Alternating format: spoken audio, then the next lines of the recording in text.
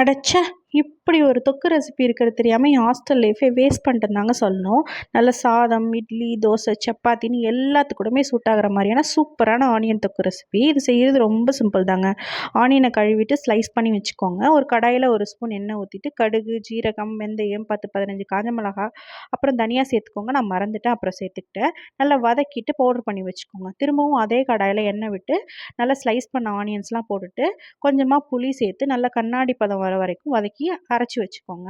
திரும்பவும் அதே கடாயிலே ஒரு 2, 3 குழிக்கரண்டி எண்ணெய் விட்டு கடுகு, 10 பல்லு பூண்டு, நல்ல கருவேப்பிலலாம் போட்டுட்டு இந்த ஆனியன் பேஸ்ட்டையும் போட்டு கொஞ்சமாக பெருங்காயம், மஞ்சத்தூள், உப்பு, இந்த அரைச்ச மிளகா பவுடர் எல்லாத்தையுமே போட்டு நல்லா எண்ணெய் பிரிஞ்சு வர வரைக்கும் வதக்கணுங்க. அதாங்க மேட்ரே.